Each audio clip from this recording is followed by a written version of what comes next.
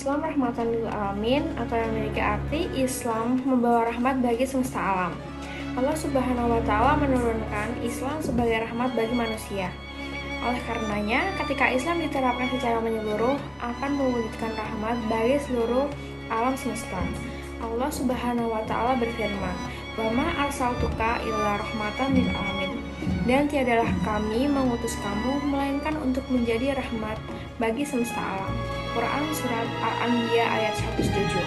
Arti rahmatan lil alamin dalam Quran Surat Al-Anbiya ayat 107 menurut Ibnu Katsir dalam kitab tafsirnya adalah kebahagiaan di dunia dan akhirat.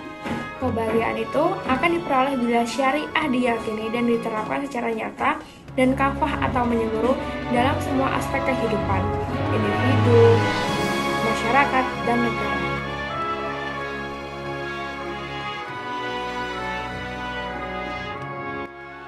Islam bukan sebatas agama kepercayaan saja, tetapi ada syariat yang harus diterapkan. Islam adalah agama yang mengatur seluruh aspek kehidupan, mulai dari sosial, ekonomi, politik, dan juga individunya. Allah Subhanahu wa taala menciptakan aturan bukan semata untuk mengatur hambanya, tetapi ada kebaikan di dalamnya yang akan mengantarkan kita kepada surga. Sekulerisme adalah pemahaman yang bertentangan dengan konsep Islam kafah, di mana di Islam kafah mengajarkan kita untuk menerapkan Islam dari bangun tidur hingga tidur kembali.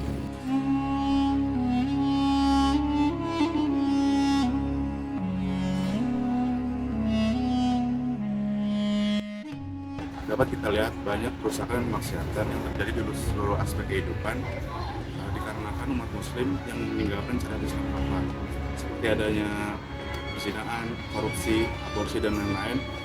Hal ini menunjukkan kebenaran firman Allah dalam surat Ar-Rum ayat 1 yang berbunyi Daharul fasadu fil bahri wal bahri bima kasabat aydin nas, yang artinya telah terjadi kerusakan di darat dan di laut dikarenakan perbuatan tangan manusia.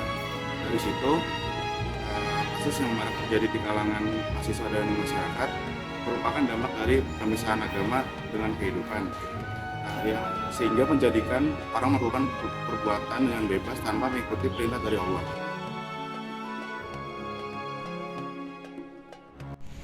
Oke, boleh perkenalan dulu? Oh ya, baik, kenalin, aku Alicia Yumna Sadara, biasa dipanggil Yumna. Aku dari Fakultas Ilmu Kesehatan UID. Oke, Yumna, sebelumnya Yumna udah pernah dengar atau paham belum tentang Islam secara kafah itu apa? Kalau paham sih mungkin nggak terlalu paham sih, cuman aku pernah dengar Islam secara kafah itu garis besarnya gimana, betul. Sepakatkah saudara bahwa Islam itu harus diamalkan secara kafah? Sebenarnya sepakat sih, karena kita sebagai umat muslim itu kan harus, kalau mau mengenal suatu agama kan jangan setengah-setengah gitu loh, kan harus menyeluruh biar kita benar-benar paham Islam itu sampai ke akar-akarnya. Terus ya intinya penting sih. Nama aku Tobias, aku dari Prodi Pengamatan Sumber Daya Perikanan. Perkenalkan, nama aku Naswa Hening Sahastra Kirana, dipanggil Naswa, dari sastra Inggris. Ini tuh mengenai penerapan agama secara sekuler. Nah, kakak sendiri setuju nggak ya kira-kira penerapan agama secara sekuler tersebut? Muslim yang baik itu kan harusnya kita benar-benar menerapkan Islam secara menyeluruh gitu ya di semua aspek kehidupan kita gitu. Dan itu memang juga dari Al-Quran juga diperintahkan seperti itu. Tapi dalam kenyataannya kan sekarang juga lebih banyak yang sekuler gitu ya. Dan ini pendapatku sih ya, aku lihat sendiri kan kita tinggal di negara Indonesia, ini negara yang bukan negara Islam sebetulnya, cuma mayoritas Islam, tapi kita ya kita mengakui agama yang lain juga, terus hukum kita nggak yang benar-benar berdasarkan Islam gitu kan ya. Jadi karena kita tinggal di Indonesia, kita nggak bisa benar-benar yang menyeluruh semua aspeknya itu kita terapin gitu.